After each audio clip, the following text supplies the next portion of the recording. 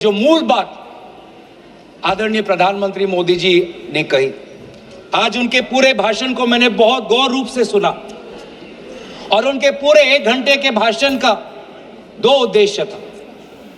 पहला उद्देश्य यह था कि उनके बातों को सुनकर ऐसे लग रहा था कि आपके राजनीतिक पूर्वज खुद ब्रिटिश के खिलाफ लड़ रहे थे। ऐसे लग रहा था कि आपके राजनीतिक पूर्वज ने ब्रिटिश के खिलाफ विभिन्न आंदोलनों में भाग लिया। तो ये जो इतिहास को दोबारा लिखने की, रिवाइज करने की जो मंशा आज प्रधानमंत्री मोदी जी के भाषण में मुझे सुनाई दी। सर, मैं आपके साथ तो मैं तर्क वितर्क करने आया नहीं हूं। और दूसरा जो उद्देश्य था कि एक राजनीतिक रंग इस पूरे वंदे मातरम के चर्चा को देने का था। उन्होंने उजागर किया कांग्रेस वर्किंग कमेटी का और पंडित नेहरू जी का। और ये एक आदत है सर, ये मेरे पास एक टेबल है कि जब प्रधानमंत्री मोदी जी किसी भी विषय पे बोलते हैं तो पंडित नेहरू जी का नाम कितने बार लेते हैं और कांग्रेस पार्टी का नाम कितने बार लेते हैं। मैं बस एक ही उदाहरण देना चाहता हूं कि इससे पहले ऑपरेशन सिंदूर का डिबेट में हमने आदरणीय प्रधानमंत्री मोदी जी को सुना। क्या आप जानना चाहेंगे कि पंडित नेहरू का नाम कितने बार उन्होंने लिया? 14 बार। ऑपरेशन सिंदूर पे 14 बार उन्होंने पंडित नेहरू का नाम लिया। और कांग्रेस पार्टी का कितने बार? 50 बार। वैसे ही जब संविधान का 75th एनिवर्सरी मनाया जा रहा था तब 10 बार पंडित नेहरू जी का नाम लिया और 26 बार कांग्रेस पार्टी का। उस प्रकार से जब 2022 में जब राष्ट्रपति अभिभाषण पे प्रधानमंत्री मोदी जी अपना बात रख रहे थे तो 15 बार पंडित नेहरू का नाम लिया। 2020 में, सर मैं आपके साथ तर्क वितर्क नहीं करने आया सर, 2020 में जब राष्ट्रपति अभिभाषण पर प्रधानमंत्री मोदी जी ने भाषण दिया तो 20 बार पंडित नेहरू का नाम लिया। तो इसीलिए उनका आज दूसरा उद्देश्य तो मैं समझ गया, लेकिन बड़े विनम्रता से मैं आदरणीय प्रधानमंत्री मोदी जी को मैं कहना चाहता हूं और उनके पूरे मैं दल को कहना चाहता हूं और पूरे इनके ढांचे को कहना चाहता हूं, आप चाहे जितना भी कोशिश कर लो, आप पंडित नेहरू जी के जो उनका योगदान था उस पे एक भी काला दाग आप लगाने में सक्षम नहीं होंगे। आप चाहे पूरे कोशिश कर लो, आप एक भी उन पे काला दाग लगाने में आप सफल नहीं होंगे। हाँ, कांग्रेस वर्किंग कमेटी में और उससे पहले मुस्लिम लीग का विद्रोह था। मुस्लिम लीग ये कहना चाहती थी कि पूरा वंदे मातरम को बहिष्कार करना चाहिए, पूरे वंदे मातरम को बहिष्कार करना चाहिए। लेकिन मुस्लिम लीग को यह अधिकार कहां से मिला? और क्या मुस्लिम लीग के अनुसार हमारा देश चलेगा? क्या मुस्लिम लीग के अनुसार क्या कांग्रेस पार्टी चलेगी? कतई नहीं। हमारे उस समय के जो हमारे नेता थे मौलाना आजाद साहब, उन्होंने स्वयं कहा कि मुझे वंदे मातरम में कोई भी आपत्ति नहीं है। यह फर्क है कांग्रेस के मौलाना आजाद और मुस्लिम लीग के जिन्ना के बीच में। और उन्होंने लाख कोशिश करने के पश्चात भी, लाख दबाव डालने के पश्चात भी 1937 के कांग्रेस वर्किंग कमेटी में के सेशन में यह निर्णय लिया गया कि जहां पर भी नेशनल गैदरिंग होगी वहां पर हम शुरुआत में वंदे मातरम के पहले 2 पंक्तियों को हम गाएंगे। इस सिद्धांत को मुस्लिम लीग ने बहुत बड़ी इसकी आलोचना की, बहुत बड़ी आलोचना की। और आलोचना हिंदू महासभा ने भी की। ये कभी कभी हिंदू महासभा और मुस्लिम लीग के जो राजनीतिक उद्देश्य है वो एक हो जाते हैं। हिंदू महासभा और मुस्लिम लीगों ने दोनों वंदे मातरम को एक विशेष राजनीतिक रूप से देखा और मुस्लिम लीग और हिंदू महासभा ने दोनों ने कांग्रेस पार्टी की आलोचना की। लेकिन कांग्रेस पार्टी अगर चलेगी तो किसी हिंदू महासभा या किसी मुस्लिम लीग की नहीं, भारत के जो हमारे आबादी है, भारत की जो हमारी जनसंख्या है, भारत में जो वंदे मातरम के जो मूल भाव है, उसके साथ मूल भाव। आप बार बार वंदे मातरम की आप बात कर रहे थे आदरणीय प्रधानमंत्री जी। वंदे मातरम किस संदर्भ में लिखा गया? ब्रिटिश के विद्रोह में वंदे मातरम का नारा कब लगाते थे? जब हम ब्रिटिश के अंदर हम खौफ पैदा करना चाहते थे। वंदे मातरम का नारा कब लगाते थे? जब हम ब्रिटिश को बताना चाहते थे कि हम डरेंगे नहीं, हम झुकेंगे नहीं।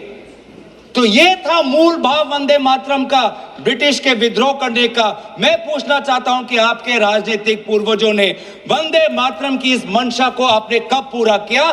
कब आपने ब्रिटिश का विद्रोह किया? कब किया? आप वंदे मातरम का उद्देश्य था कि ब्रिटिश को के बीच में डर फैलाना। मैं पूछना चाहता हूं कि आपने उस मंशा को कब पूरा किया? 1937 की आप बात करते हैं और 1937 में आपको आपत्ति है, तो मैं पूछना चाहता हूं कि 1942 में जब भारत छोड़ो आंदोलन था, तब आपके राजनीतिक पूर्वज कहां थे?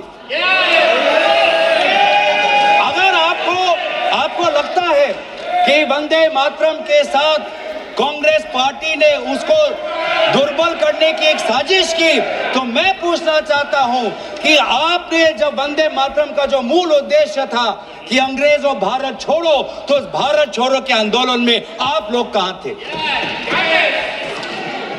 क्या इतिहास गवाह नहीं कि आपके राजनीतिक पूर्वज में उनका नाम नहीं लेना चाहता, कि उन्होंने खुद कहा था कि इस आंदोलन में भाग नहीं लेने का?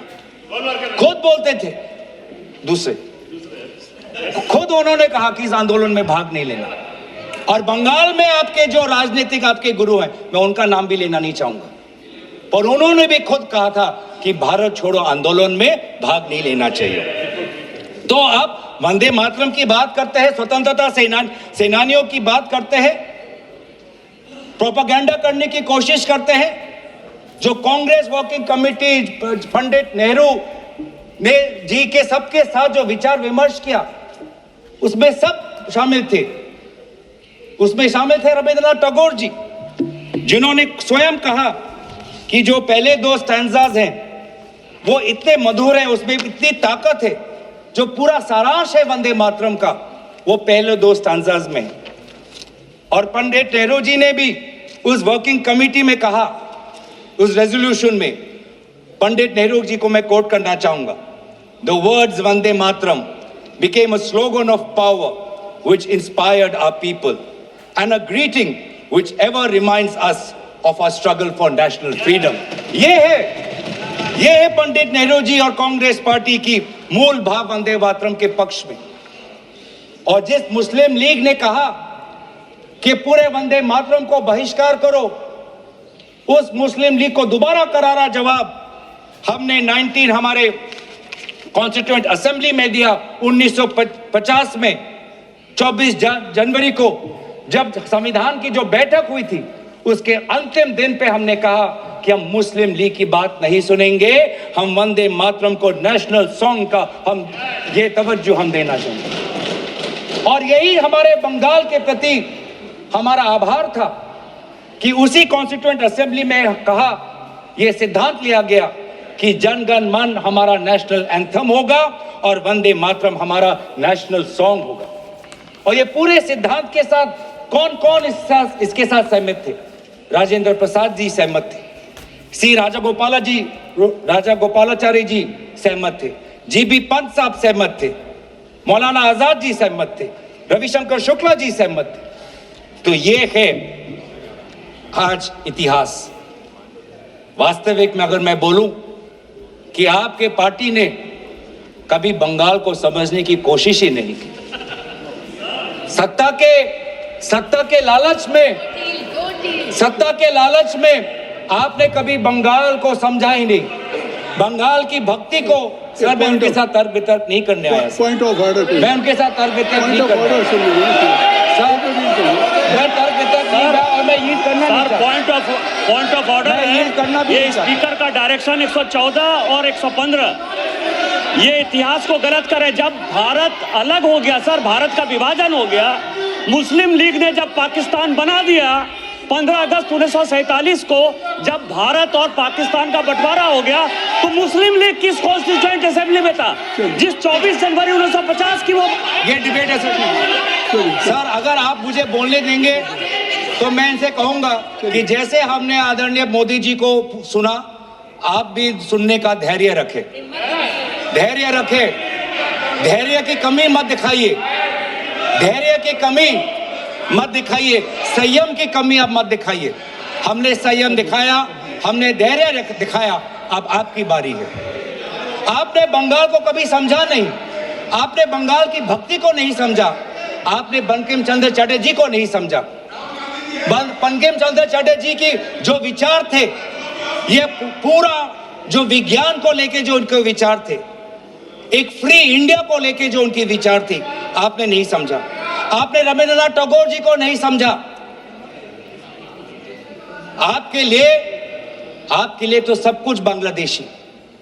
रविंद्रनाथ टैगोर जी ने 1905 में अमार सोनार बांग्ला लिखा।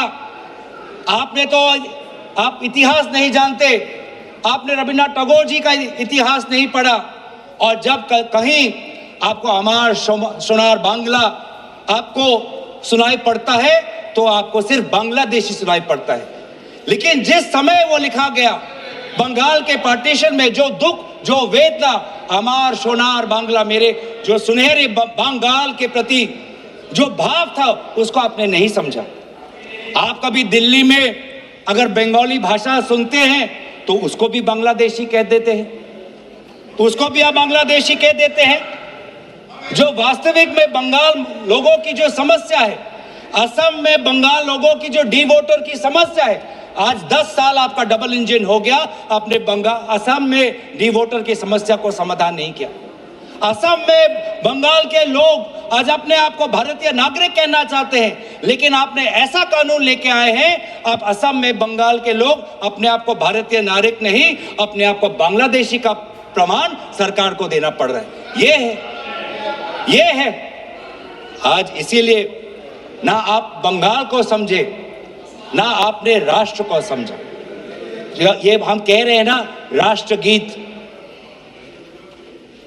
इसमें जो राष्ट्र है, आपने कभी राष्ट्र को समझने की कोशिश नहीं, क्योंकि ये राष्ट्र जो है एक संघीय ढांचे पर निर्भर है और इसमें कई प्रकार के राष्ट्रभक्ति हैं। आज अगर भारत एक मजबूत राष्ट्र है, वो इसलिए है क्योंकि इसमें ना सिर्फ बंगाल की राष्ट्रभक्ति समाई हुई है, इसके साथ तमिल की भी राष्ट्रभक्ति समाई हुई है।